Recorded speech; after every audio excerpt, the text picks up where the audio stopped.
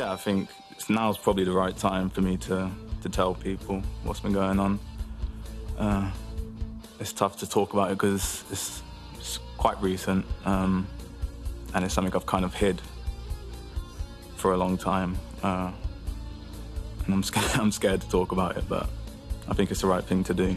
So when I come back from Turkey, I came in and I found out I needed an operation, and I was in a bad place mentally, and yeah, I decided to go to like a modern day rehab facility for mental health. They deal with like addiction, mental health, and trauma, because it was something that I felt like it was time for me. I think with things like that, you can't be told to go there. I think you have to know and you have to make the decision yourself, else it's not going to work. Yeah, back on the Sportsmax Zone earlier today, a very candid and vulnerable conversation released between English pundit Gary Neville and Everton midfielder Dele Alli, where the English midfielder opened up about his roller coaster career up to this point, including his battles with trauma, drug addiction and mental health issues, just weeks after Jamaican double Olympic sprint champion Elaine Thompson-Herah expressed the difficulties she was having off the track and how it affected her performance. Dele Alli's somber interview seems to further reinforce the human element that is often overlooked in the sporting stratosphere. Ali shared about his rough childhood, having been sexually molested at the age of 6, being sent away to Africa for disciplinary reasons, and later being adopted at 12 years old. Ali also spoke about dealing with an addiction to sleeping pills during his career, saying that he experienced some scary times. Before, when I'd stop, I'd still kind of sometimes have the urge, but I'd maintain sober for a period of time, and then there would always be a time when something would happen, I'd get the feelings back and I'd want to escape, because drugs, alcohol, all this stuff, they work for the time. So yeah, I was taking a lot. I mean, I don't want to talk about numbers, but it was definitely way too much. And there was some scary moments I had. The teams give them to you for a reason, to sleep. And they do that. I wasn't taking them to sleep. I would take them throughout the day to just escape. Taking them during the day? During the day, sometimes from 11 a.m. if I've got the day off. I would never take them if I'm playing, but I'd start early if I had the day off, and just to escape from the reality. Yeah, Ali was also asked about the feedback and the impact this revealing interview may have. I'm hoping it helps people. Will it help you?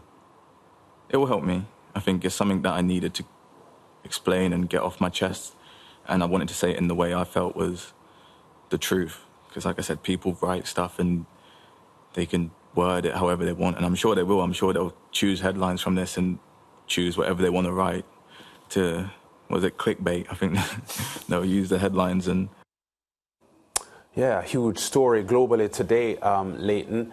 You know, I've always sympathized with athletes, because when these elite athletes are on stage performing, there's something about the dynamics of this that sometimes people lose sight of the fact that they are human beings, susceptible to, feelings and emotion and shortcomings, as all of us are.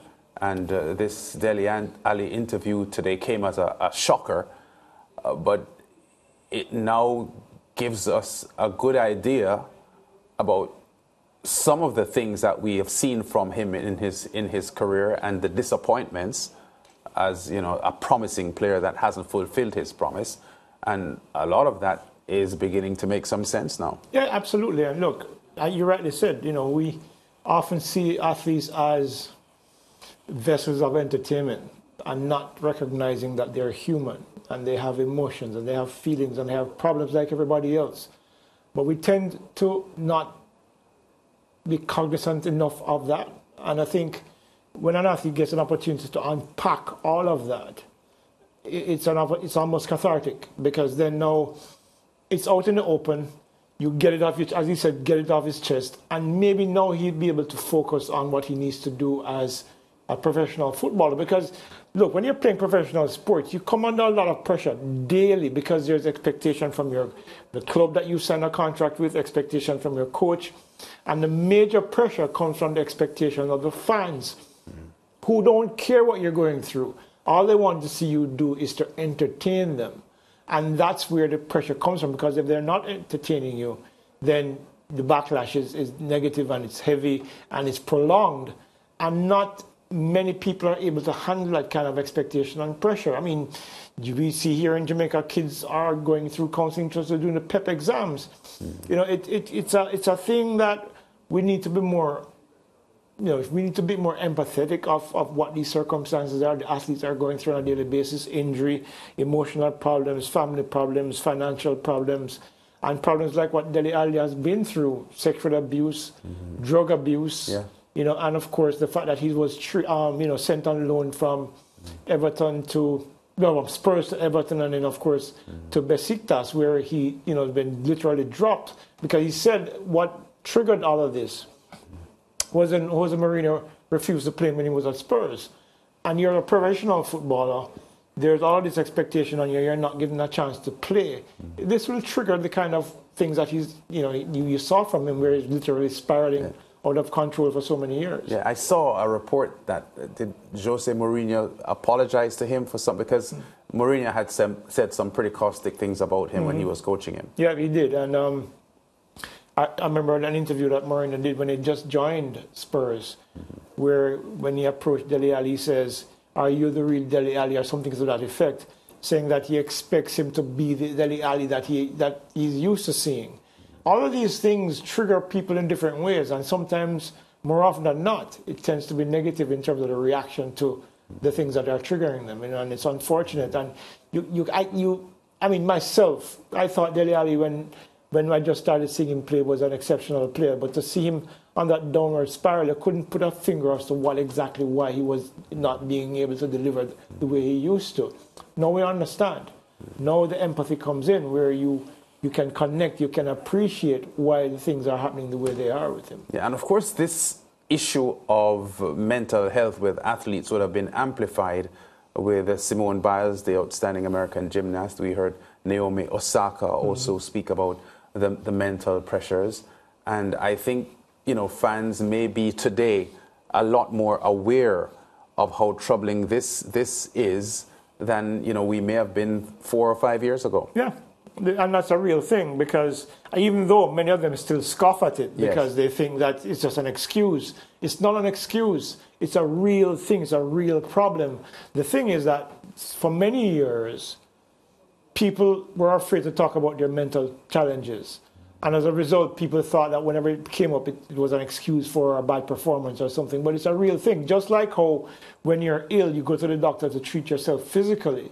You need to treat yourself mentally as well, because if you don't, the outcome can be completely devastating for people. Especially, we see so many different athletes or so many different people commit suicide for reasons we don't understand. And that's one of the reasons why they have all of this weight on their shoulders mentally, and they're unable to unburden it because they are afraid of the reaction publicly. Yeah. And it's a serious and to be fair, I think the Caribbean is way behind other parts of the world with this issue, because in some of the bigger countries, people are a lot more willing to talk about their mental issues that they're going through. But in the Caribbean, the stigma is of such that people prefer to keep these things to themselves. Absolutely. And when you see the public reaction to it, you have to understand why, because we're living in a society in the Caribbean these days where empathy is almost frowned upon. You're seen as being weak, you're seen as being less than human if you are showing any signs of weakness or softness. Yes. And that's a bad thing. Or inability to cope. Yeah. We need to step forward and understand the circumstances surrounding people who suffer from mental issues. I mean, I suffer from depression. There was a time just a couple of years ago when my sister died, where I was literally mobile for like almost a month. I could not function. And thankfully, I had a team working around me here at Sportsmax that understood my situation and gave me the time to be able to emerge from it. But not everybody has that kind of experience. Yeah, that's so true. A solid story there coming out of Britain today with Dele Alli and the mental struggles he's been going through 4 years, because this started from before his puberty years. So a tough time for the English footballer. Let's hope he rises from this and have a successful rest of his career We'll go to break now. Back with more on the Sports Max Zone after this.